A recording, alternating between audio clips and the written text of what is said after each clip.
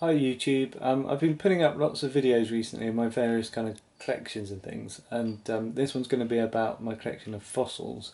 So if you just have a look here for a second, this is my sort of cabinet of curiosities, but we're just going to concentrate just on the fossil section today. I'll probably do videos on the other sections at some point. Right, so if I just start in here, start with the kind of plant fossils. So if you have a look here, here's a pine cone. And here's another pine cone. Now this one is really hard, and this one, because it's from like the coal measures, is really quite a soft fossil. Then we've got, here's a fossil leaf. That's quite a delicate one as well. Then we've got this, which is again a really kind of hard matrix. That's a fossil stem. Then we've got that slice of tree trunk in the back there. Nice polished slice where you can see all the rings quite clearly. This I think is a fossil of like lepidodendron, which is like a sort of I think it's a kind of a cycad type plant, and this is just a imprint of the stem. Then we've got some more leaf fossils down here. These ones I collected in Australia. I was lucky enough to spend a year in Australia, and yeah, got loads of nice fossils and minerals and things while I was out there. But you can see these leaves quite clearly with their sort of veins in the leaves and things. There's another one down here. And I bought a few fossils while I was over there as well. So here's a solidified weevil cocoon. There's a bigger version of one there as well. There's another, I think this might be a seed fossil of some sort here. Then I've got on the other side, there's this leaf fossil. So this is from a fern, and it's in a really hard rock. I think it's like ironstone, and it was a nodule that's cracked in half, and you can see both the positive and the negative of the fern leaf. I actually had a fossil fern leaf that I found in the UK as a small child, and it was covered in like a white sort of chalk, and the white chalk got brushed off and it sort of ruined it. So I was determined to buy another fern leaf fossil to kind of replace it. Going back to this side, so there's quite a lot of teeth fossils in here. So we've got, this is from a hippo I think, and then we've got, this is part of a molar from a mammoth. Here's a whole mammoth tooth, which is really nice to see all the roots and everything on it. Then we've got, let me get my torch, some horse teeth fossils in here. These are really hard, so you can, the enamel of the teeth has kind of been preserved and everything. Then we've got other teeth down here. I think they're from, might be pigs and deer and sheep, that sort of thing. Then we've got some vertebrae here. Oh, this is a sperm whale tooth. And next to that there's a whale tympanic bone, which is like the ear bone. So that's obviously massive for an ear bone. What else? We've got a crocodile tooth and an alligator tooth there. Those ones I bought on eBay, but I have actually found crocodile teeth at Bracklesham Bay since then. That's my sort of closest beach to where I live. What else? Okay, we've got, this is a crocodile scoot, like from the back of a crocodile. This is a turtle claw, and then this is a bit of turtle carapace, shell. There's an armadillo tooth in the back there, it's hard to see. This is a armadillo scoot, so from a glyptodont. You can see the cool kind of shape to that, and again that's preserved in really hard, it almost feels sort of enamely, very well preserved. There's a piece of bone here, this black thing. I don't know what it's from, but I found that, and you can very clearly see the texture of the bone running on the outside and on the inside. It's just a shame not to know what it's come from. This is a little bit here with lots of crinoid sections on it, so you can see the sort of star-shaped thing in cross section, and then you can see a kind of stem, crinoid stem on it. What else? Got some little mollusks all sort of grouped together in there. Here's a sort of an imprint of a mollusk up here, or several mollusks. Another mollusk fossil. Then this, I think this is called Graphia. It's also called Devil's Toenail. There's a couple more examples here. That's a type of oyster. There's another oyster in the back here, this big thing at the back. What else? This is an Echonoid here in a piece of flint. That was found in the UK. It would be quite hard to remove that from the matrix because, you know, flint is really hard. There are a couple of tiny fish fossils here. I quite want to buy a really decent fish fossil at some point. Right, here's a coral, and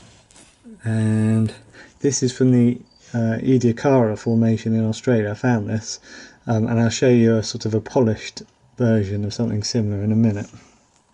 What else? I've also got this is a Stingray barb. It's a complete one that I bought on eBay because I've been finding bits of Stingray barbs at Bracklesham Bay, and I just wanted a whole one to show what it would look like. And if you think about poor Steve Irwin, who got killed by a stingray really sadly, you know, this is what would have got him, unfortunately. This is a Armadillo scoot, another one, different shape. Right, let's move to the other side. I'll try not to miss anything, but I have a bad feeling that I might. Oh, I did actually, this Stromatolite. Got to show you a Stromatolite. Alright, so this thing here is called a Stromatolite.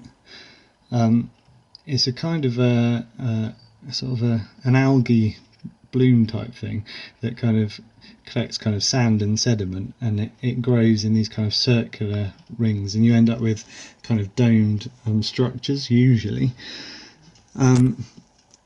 There's another thing over here which is another type of Stromatolite called coffin marble. My uncle gave me this, and this is from Bristol, where he goes fossiling, and yeah, I cut it and polished it for him, but you can see the way that the Stromatolite has grown in there. That's really nice. That's about 220 million years old. Some Stromatolites can be sort of over 1 billion years old on the planet, but I don't think any of the ones that I've got are quite that old somehow. Okay, so moving on to this side, we've got Koichosaurus here, which was a marine reptile, a bit like a lizard. We've got, trying to remember the names of these. This guy here is called Apatian pedestris, this little salamander. There he is. That's quite nice. Then we've got this guy here. See if I can get a good kind of view of him. Okay, he's called Manchuris chelis lioxiensis. Hopefully I got that right. Then we've got this guy in the back here. So that's obviously a fossil turtle. This is a fossil bird called Archaeornis. So you've probably all heard of Archaeopteryx. I think this is sort of slightly related to it in that it was a bird that would sort of walk around quite a lot. What else? There's a frog down here. Now, I got the frog really cheaply on eBay, and I think that is probably fake. I mean, I quite like it because it's quite a nice looking thing, but there are certain ways of telling like if fossils are real or not, and one of the ways is if they've been sort of cast in resin over the top. If you put a soldering iron to them, they can kind of melt. And then you can tell obviously that's not rock. And if you look carefully at this one, you can see it's got little bubbles and things in the legs. That's another kind of telltale sign that it's not real. So watch out for that on eBay. Doesn't matter, I suppose, if you're buying it and it's really cheap and you think it probably is going to be fake and you don't mind, that's fine, but you don't want to spend lots of money on one and it not be real. Also, you can look under a microscope and that will help you tell as well. Right, so there's some trilobites here. So quite often when you buy trilobites, they might be sort of rough ones like these two here, not very good kind of specimens. This one, however, you can see him here. See with his eye stalks still intact. That's from Russia. That would be really hard to obviously prepare and remove the rock from it. Would take a lot of hard work, and this one is called Asaphus kawaluskii. Yes, I think that's right. Then I've got fossil mud lobster here. This is really nice because you can see the claw at the front here, you can see the legs going back, and then all of the sort of tail at the back here. That is from Australia as well. That's called Thalassina anomala. Yeah, really nice because they're always preserved kind of in their burrows, and then you remove the rock around them and they sort of appear. And yeah, you can get all these sort of fine details of the ridges and things on the claws. See if I can get a close up here. Yeah, so you get the feeling it could still pinch you. There's another sort of smaller lobster in the back. I don't know if we're going to be able to see that very well. This is a species from the Isle of Wight. I don't think we can see it very well. Oh well. Then there's some more Echonoids here, preserved in flint. We've got these guys here. These are teeth from a sort of a shark ray type thing called Chodus. They're really quite rare. I got those on eBay in a piece of chalk and managed to remove them myself. It only looked like there was one showing, but I managed to get 4 out. Various sort of crinoid stems and bits and bobs down here. This is a polished slice of kind of crinoid or limestone. And this is the thing from the Ediacara formation that I found. So this is really old. It's in the place where I was looking for Dixonia. So this is about 635 million years old. It's probably the oldest thing that I've got. It's just really nice. I polished it all myself with various sandpapers. There are some squid fossils here, sort of Orthoceras type things. More crinoidal, crinoidal kind of limestone where you can see the sort of star shapes in it. And here's some various fossils from the Murray River in Australia. So you've got just little things like echonoids, bryozoans, mollusks, little oysters and clams and various things.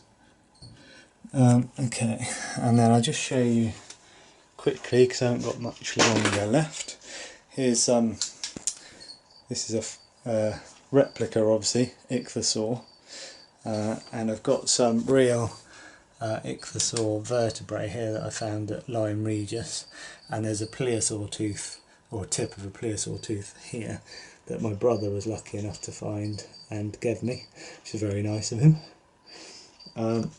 And just moving along here, here's a another crinoid fossil here where you can see the very sort of plant-like structure of it.